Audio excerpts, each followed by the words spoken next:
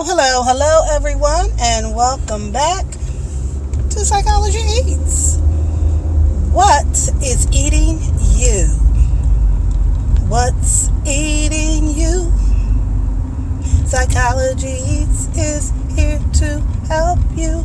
What's eating you? That's for everyone who's been missing my song, because I've been recording on my phone and my phone doesn't have my song in it. It's only when I do my uploads from my laptop is when I can edit the song in. So today's video is about codependency. Being codependent on someone.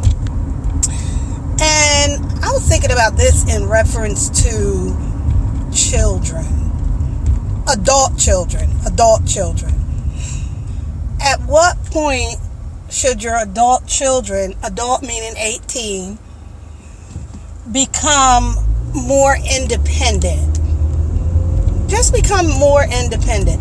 And by independent, I mean, paying their whatever bills they have without your guidance as the parent or the guardian, making their own appointments without your input, maybe a gentle reminder,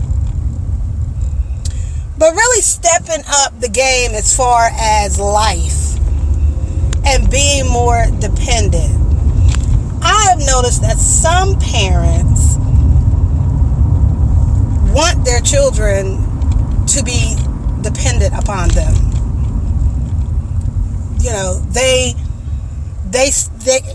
Their kids 21, 22, 23, still living at home, which is fine because of the economy. A lot of children, adult kids, are living in their parents' home because who can afford an apartment? However, they are still taking care of their kids, washing their adult kids' clothing, making their doctor's appointments for them, going with them to the doctor.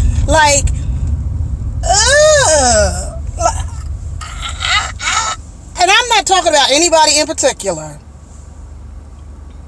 I'm not talking about anybody.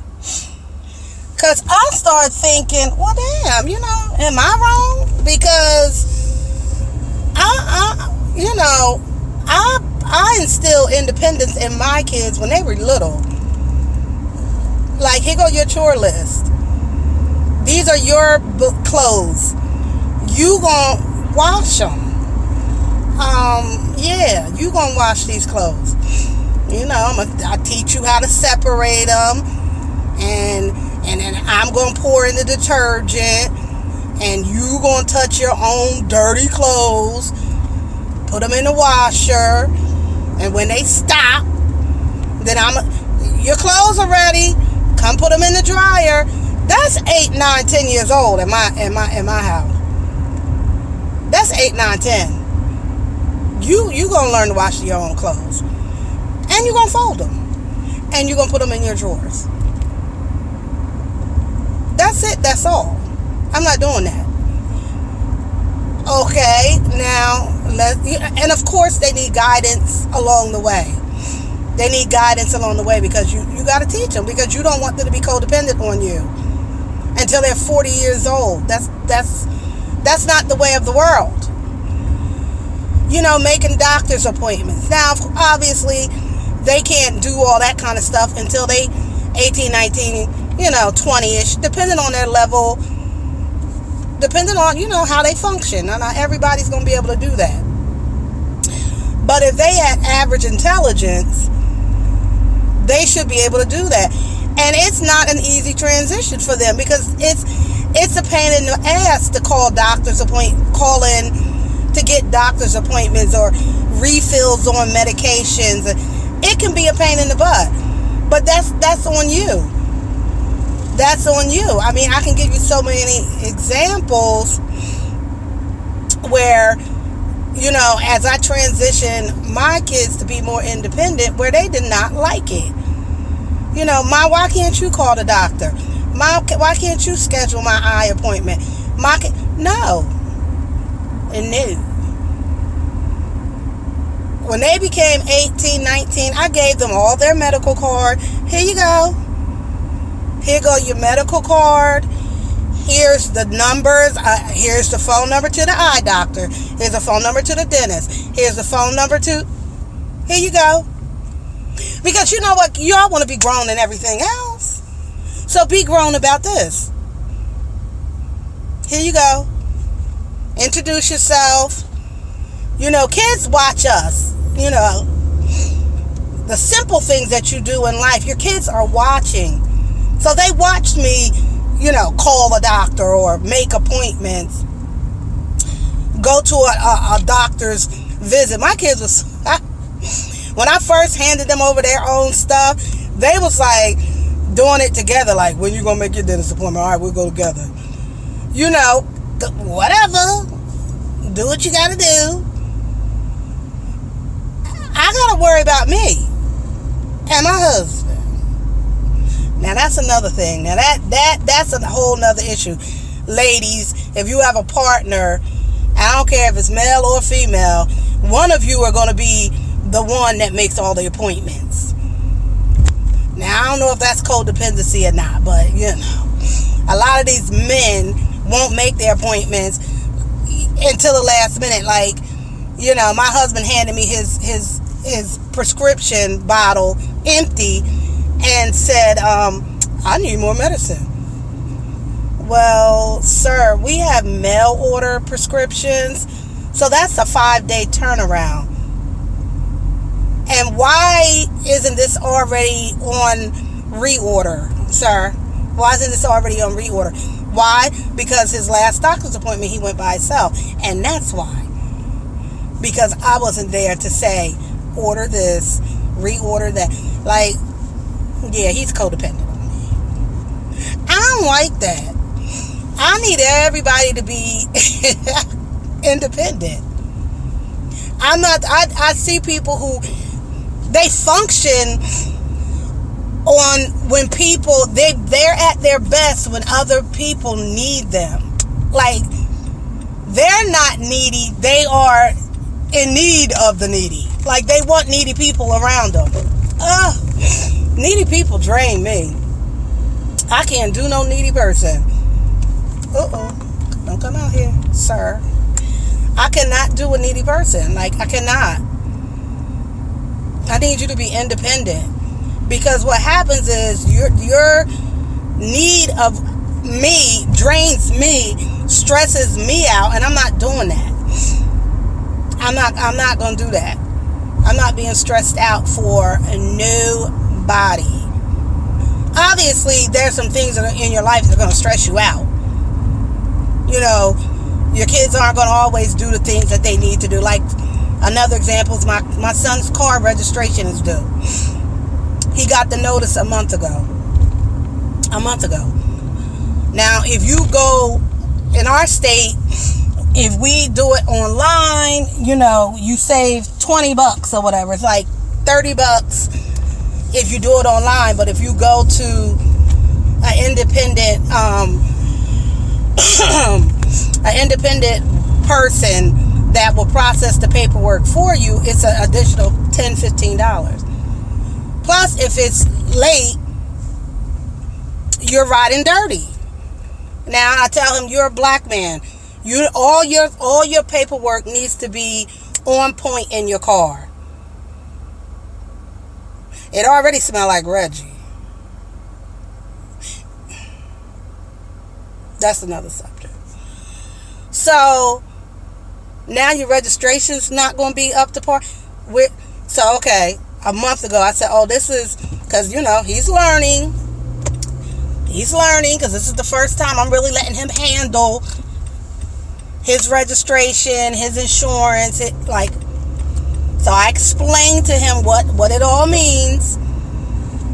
You need to get this process now. Get it done now, and it's over with. Okay. I go check on it yesterday. I asked him, like, did you get the registration process? Nah, not yet. You know, September is right around the corner, bro. When you planning on doing that? I'm gonna do it when I get paid. Oh, okay. Now I could have easily taken that registration, processed it, which was what I did last year, and then handed it over to him. Here you go, all done. I'm not doing that. I am not. And I'm also not going to fuss and worry about it, which is something else that we do as mothers, caregivers, whatever. You gotta get that registration done. Yeah.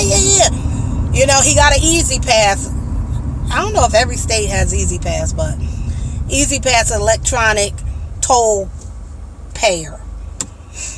And we're transitioning here in the tri-state that our toll, we don't have anymore. We don't have human toll workers pretty much anymore.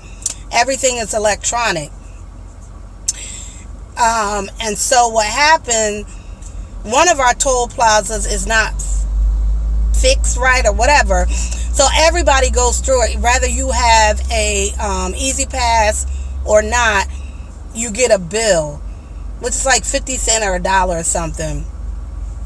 But they want their money. They want it. So you got to get a money order or pay online or whatever. You got to pay it. And I'm like, sir, to my son, I'm like, sir, you ran the Easy Pass. First of all, when you ran this Easy Pass, why were you even in that part of the state? But whatever, that ain't my business. As a matter of fact, if you're going to be going to that part of the state, won't you just get an Easy Pass and then you don't have to worry about it? Okay, whatever. Sir, did you pay this yet? Oh, right. Yeah, that's right. I got to pay that. No, sir. The old me, when they were more dependent on me, would have taken care of that.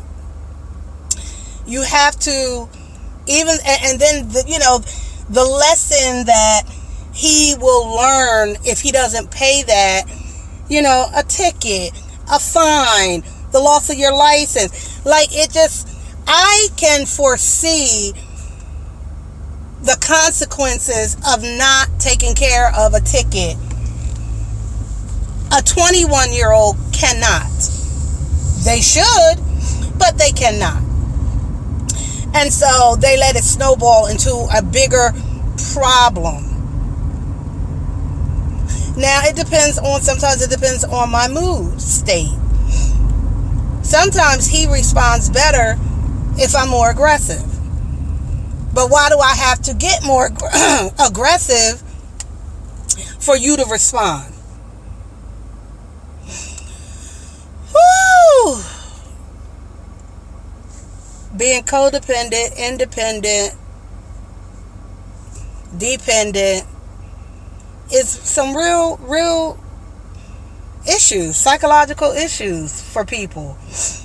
If you are one of those type of people who just need to have people dependent on you, needy on, just need you.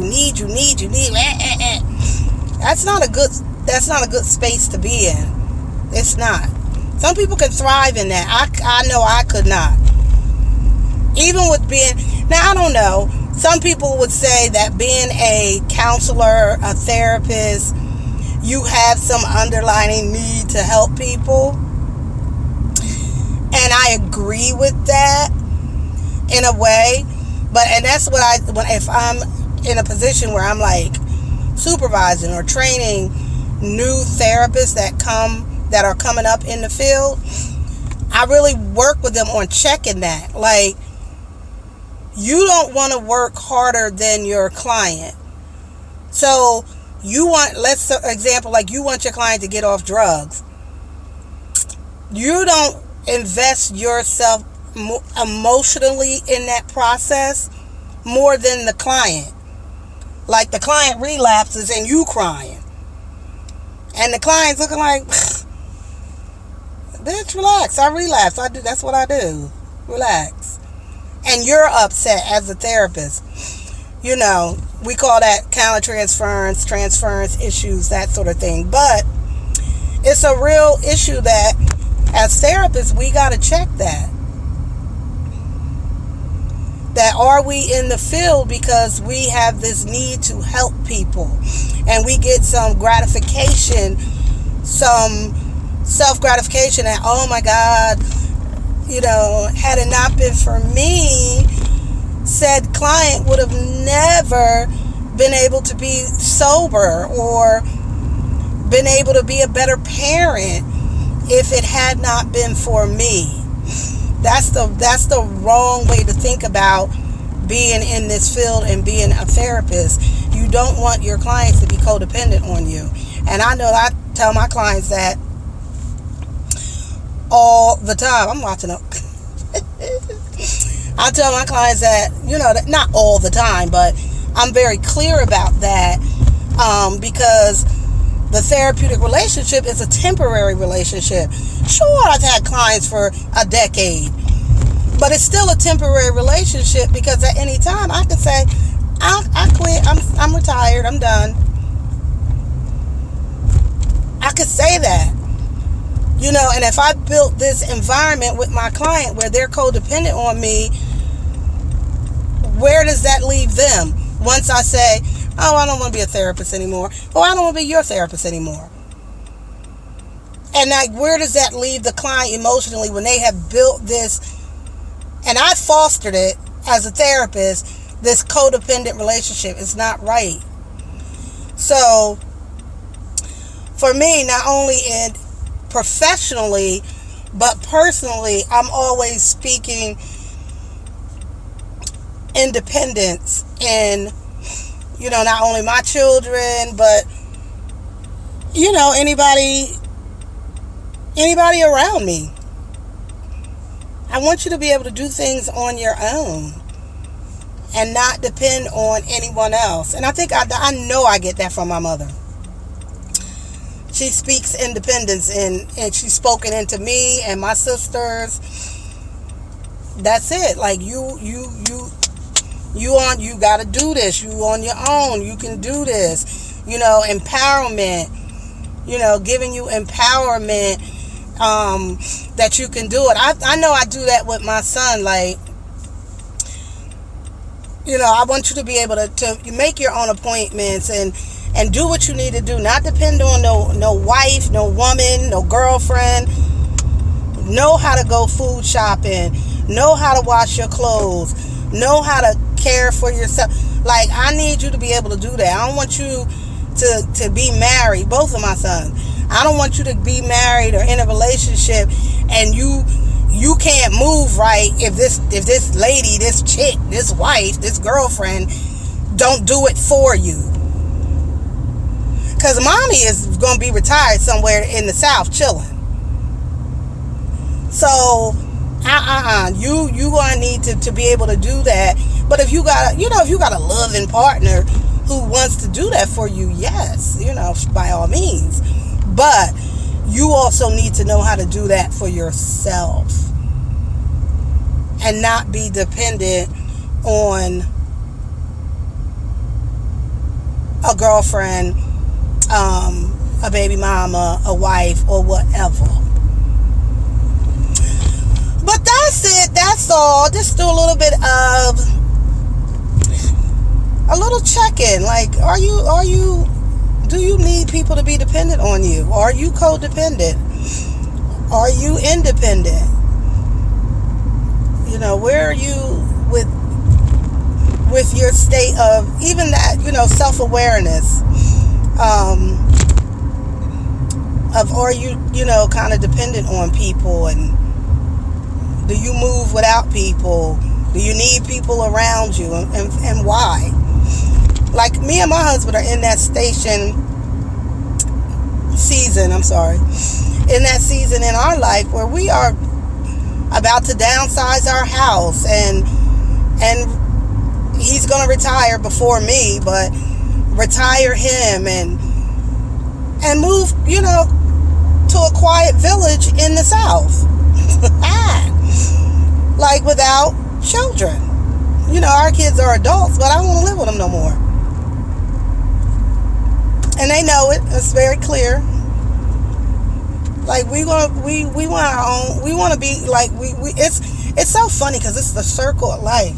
It's like we want to be like we were when we first got married, in our own little shit. Like I don't need no big old house. Definitely don't want no big house. I want a small little cottage. A quaint cottage. A cute cottage. I thought I wanted like a townhouse. I don't want that. You know why? Because I don't want to be near people like that. I don't want to have to be like, hey neighbor, hey. No. That's too close. I don't want to be close to people. I don't want to hear nobody. Because the way they build these houses and these townhouses, please, you can stick your finger right through the wall. Nope. So I don't want a townhouse.